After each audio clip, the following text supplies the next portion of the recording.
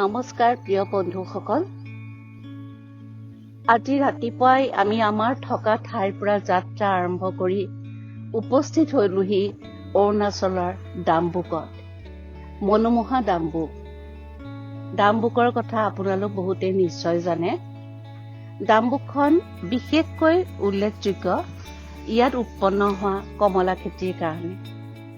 ডিচেম্বৰ মাহত বিভিন্ন ঠাইৰ পৰা পৰ্যটকসকলো ইয়ালৈ আহে আৰু ইয়াত এটা উৎসৱ পালন কৰা হয়। সেই উৎসৱটোৱে হৈছে অৰেঞ্জ ফেষ্টিভেল। এইবাৰ এই সময়ত আহিছো, ভাবিছো ডিচেম্বৰ মাহত আকৌ আহিম অৰেঞ্জ ফেষ্টিভেললৈ। এনেকুৱা ঠাইত থাকিলে মনবোৰ স্বাভাৱিকতে উৎফুল্লিত হৈ থাকে আৰু এই পৰিৱেশৰ লগত সামঞ্জস্য ৰাখিয়ে আজি আশাবাদ সম্পৰ্কে দুআষাৰমান কথা কবলৈ লৈছো। আশাবাদ, অপটিমিজিম। হেলেন কেলাৰৰ এষাৰি কথাৰে মোৰ বক্তব্য আৰম্ভ কৰিব খুজিছো। Optimism is the faith that leads to achievement. Nothing can be done without hope and confidence. কোনো এটা বিষয়ৰ অন্ধকাৰ দিশটো দেখাৰ পৰিৱৰ্তে সততে যদি আমি যোগাত্মক দিশটো দেখো, ঋণাত্মক চিন্তা চৰ্চা বাদ দি যদি যোগাত্মক চিন্তা চৰ্চা আৰম্ভ কৰো, তেনেহলে সেয়াই হৈছে অপটিমিজিম বা আশাবাদ। সচৰাচৰ প্ৰত্যক্ষ কৰা এটা উদাহৰণে আৰম্ভ কৰিব খুজিছো। এটা গিলাচ পানীৰে আধা ভৰ্তি হৈ থকা অৱস্থাত দেখিলে দুই ধৰণৰ কথা মনলৈ আহে। এটা হৈছে গিলাচটো আধা পানীৰে পূৰ্ণ হৈ আছে আৰু বাকীখিনি বতাহেৰে ভৰি আছে। এইটো হৈছে যোগাত্মক দৃষ্টিভংগীৰে সম্পৃক্ত মানুহৰ মনৰ কথা। আকৌ আন ধৰণেও ভাবিব পাৰি, গিলাচটোৰ দেখোন আধাহে পানীৰে ভৰ্তি হৈ আছে। প্ৰথমৰ যিটো ধ্যান ধাৰণা, সেই কথাটো কিন্তু ইয়াত প্ৰতিফলিত হোৱা নাই।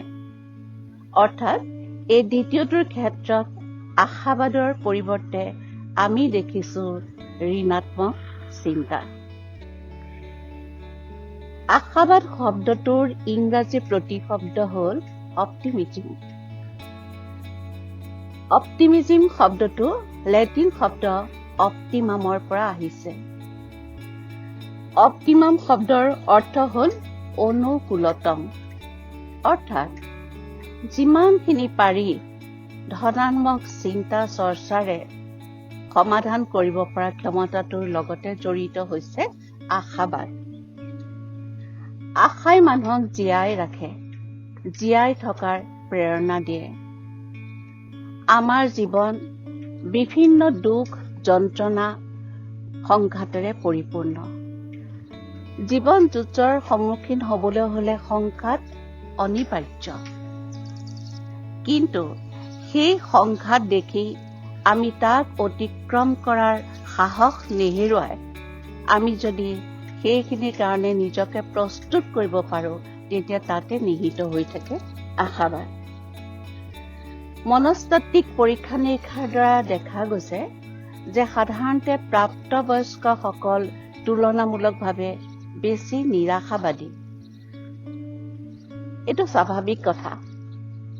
কিশোৰ কিশোৰীহঁতে বা যুৱক যুৱতীহঁতে যিকোনো ক্ষেত্ৰতে যি ধৰণে প্ৰত্যাহ্বানমূলক ধাৰণা এটা ল'ব পাৰে, প্ৰাপ্তবয়স্কসকলে যি কাৰণতেই নহওক ইমানখিনি আশাবাদেৰে আগুৱাই যাব নোৱাৰে।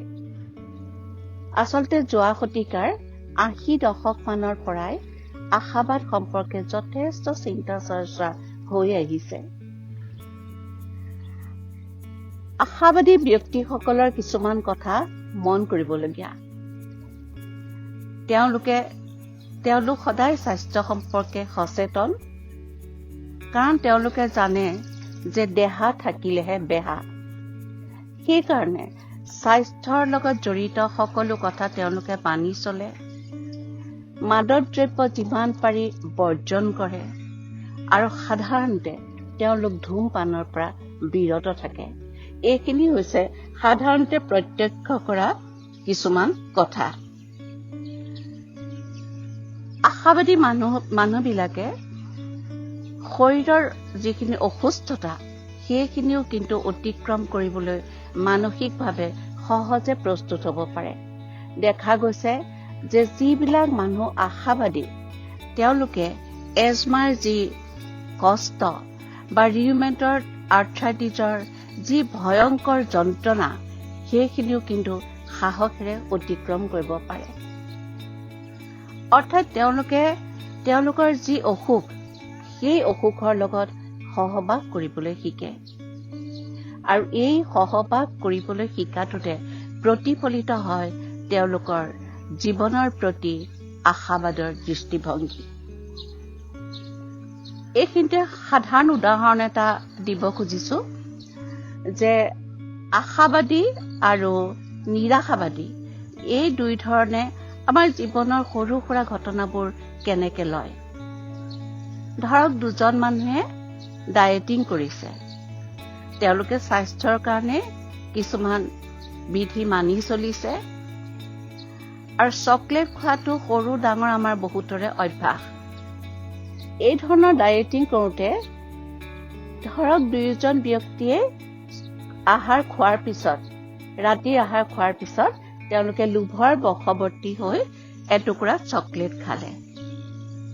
নিৰাশাবাদীসকলে লগে লগে ভাবিবলৈ ধৰিব, ইছ ৰাম, আজি অতদিনে ইমান নিয়ম মানি চলি আহিলো, ডায়েটিং কৰিলো, কিন্তু আজি এই চকলেট টুকুৰা খাই মোক কিহে পাইছিলে এই নিয়মবোৰ বাদ দিবলৈ, এই মানি অহা নিয়মবোৰ যেন হঠাতে অথলে গ'ল। কিন্তু আশাবাদী মানুহজনৰ আকৌ চাওকচোন, তেওঁৰ কিন্তু চিন্তা সুকীয়া।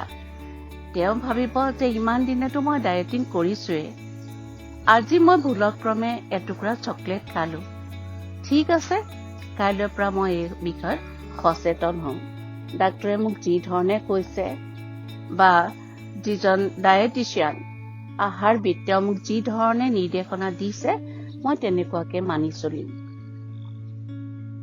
এই আশাবাদৰ লগত জড়িত হৈ থাকে আমাৰ জীয়াই থকাৰ কিছুমান কৌশলো।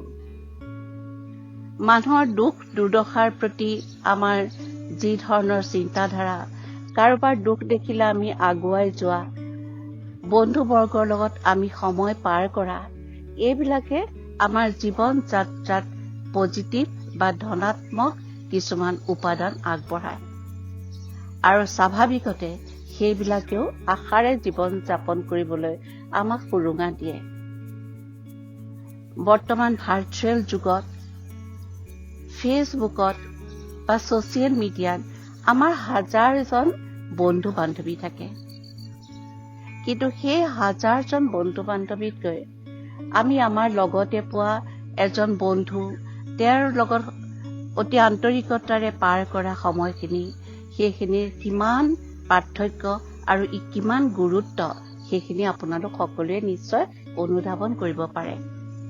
সেই বন্ধুজনৰ লগত কটোৱা সময়খিনিয়ে যিকোনো সমস্যাৰ পৰাও আমাক মুক্তি দিয়াত সহায় কৰে আৰু সেইকাৰণে এই বন্ধুৰ লগত আমাৰ যি ধৰণৰ যোগাযোগ এইবিলাকৰো যথেষ্ট প্ৰয়োজন।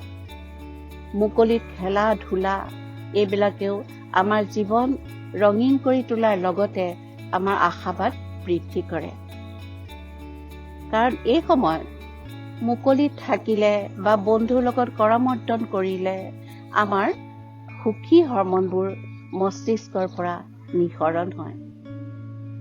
সেই সুখী হৰমনবিলাকৰ ভিতৰত আমি উল্লেখ কৰিব পাৰো ডপেমাইন, চেৰটনিন ইত্যাদি।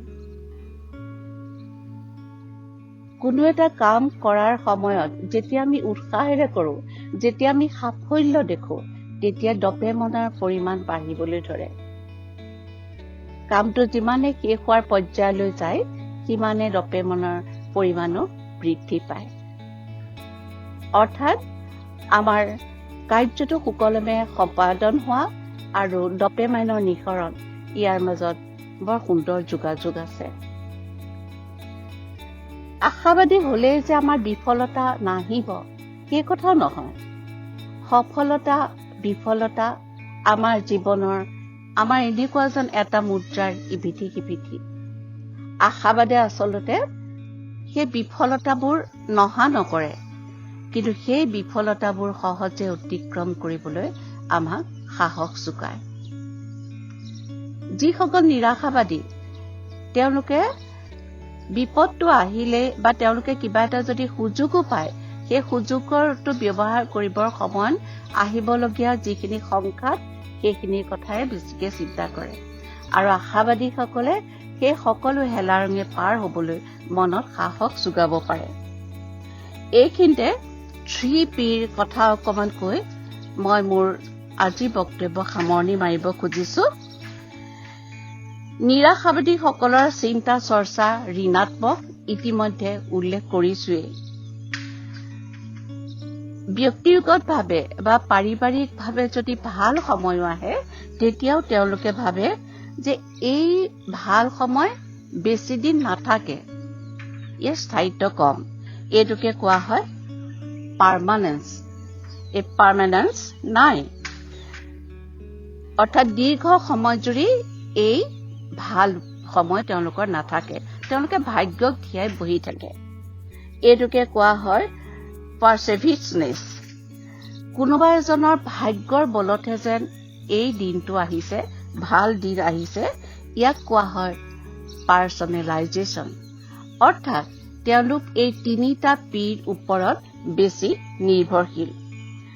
আৰু এই 3টা Pতে কিন্তু তেওঁলোকৰ চিন্তা চৰ্চাৰ প্ৰতিফলন ঘটে।